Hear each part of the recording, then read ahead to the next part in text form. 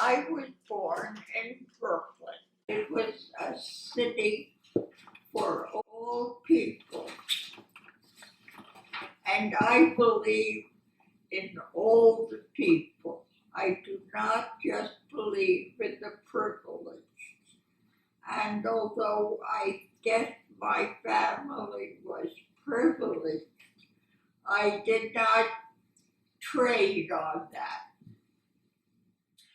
I only lived in Brooklyn for about 6.5 years. It wasn't until I moved to Manhattan Beach, which is also Brooklyn, of course, but that's when I began to develop as a human being. It was small, circumscribed. Most of the people were the same. They were intelligent, Jewish, and lovely. I think when you're fortunate enough to grow up as I was, that it leaves an impression upon you that all things are possible, that you can be what you want to be, and I was. Well, I was very young when I went to high school. I was 12. And I don't know enough about myself at that point, but between 12 and 16, when I went to college, no less, I had to develop a lot. And I don't know how it happened or what happened, but I became a human being by the time I was in college, 16. I think my first activism was the fact that the USO was women who went to dances with servicemen who were about to go off to war. And they held the dance just a block away, and my mother was one of the hostesses, so that I could, God forbid, get involved with any of the Coast Guards, which I was not about to do anyway. And I realized that these young men, boys really, were going off to war. And it was a very difficult time for them because there were so many women whose boyfriends or husbands were about to be killed, and they knew it, and we all knew it. It was a very difficult time. Those 4 years that I was in college were the war years, 42 to 46. It was a terrible time for the country. Women's Strike for Peace, a wonderful group that hasn't attained the reputation that it deserves. It was really not well known about even when I participated. It was women expressing themselves about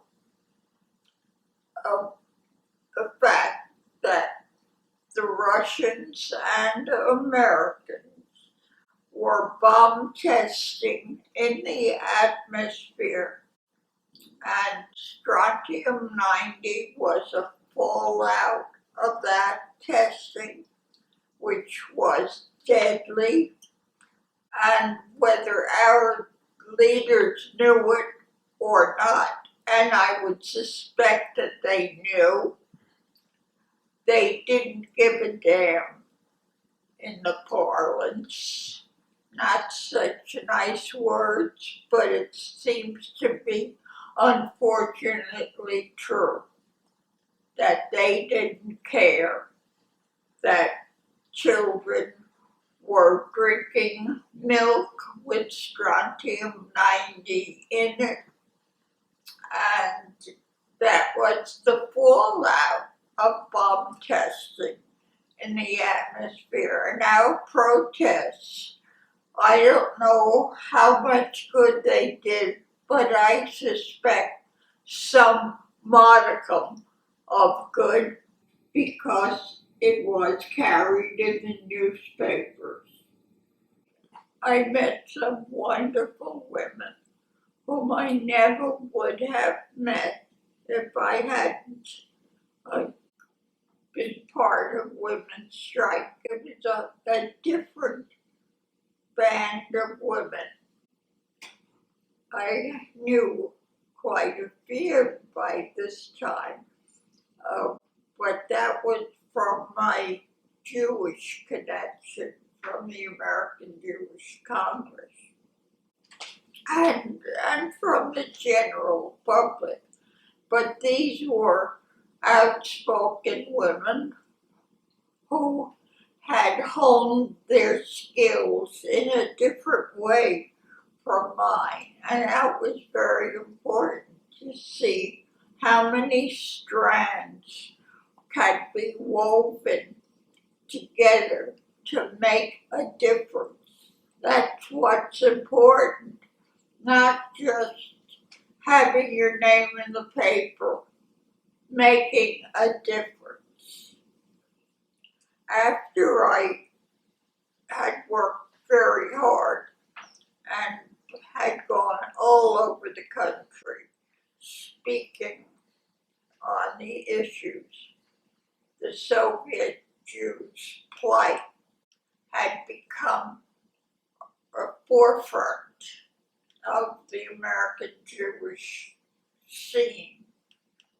And the man who was the head of the agency of JCPA said to me he wanted me to lead the movement to heighten the awareness of all people, not only Jews, of the plight of Soviet Jews who wanted to get out of that country but could not, couldn't emigrate, couldn't get a job, who lived 2 or 3 families in one apartment, which I visited. And I agreed to take that responsibility on.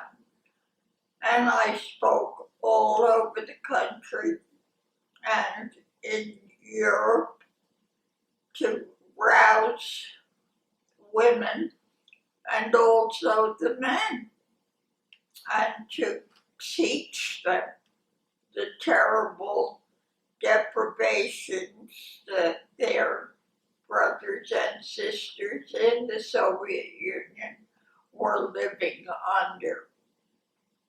And we planned for more than a year because we didn't know the exact date that Khrushchev and Reagan were going to meet in the White House. And when they met, we were ready to yell and chant and blanket the country saying, "Let my people go." And there are people around your age, much younger than I, whose first experience expressing themselves as free Jews in America on the plight of Soviet Jewry. And it became a worldwide explosion. everybody knew what was happening. And on December 8th of 1987, we all gathered in Washington, a freezing cold day.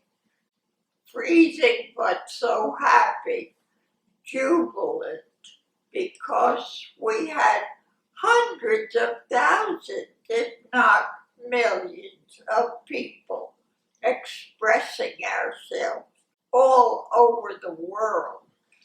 And it was a magnificent experience and a magnificent day, one which we'll never forget in any regard.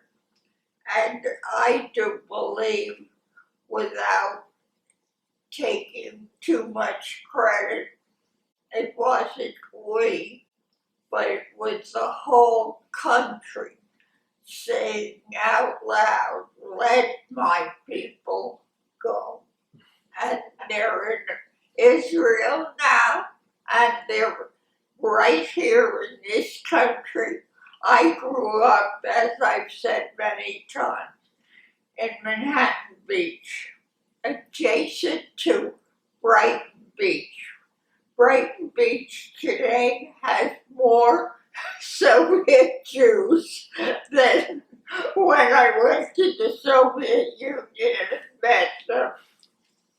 And I feel partly responsible, and it's a responsibility I'm very happy to assume.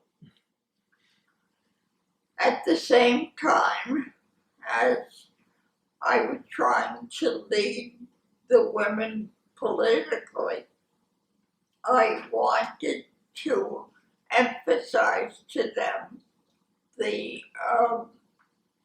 sort of ignominious role that they were playing in Jewish aid organizations. I had facts and figures. Women were not the president of many agencies. They were vice presidents, secretaries, treasurers, but not the full-blown leaders. And I challenged them, and that became the rallying cry. And within a decade, there was a lot of change. Women became the presidents of the federations, of many of the agencies, and that's what we needed.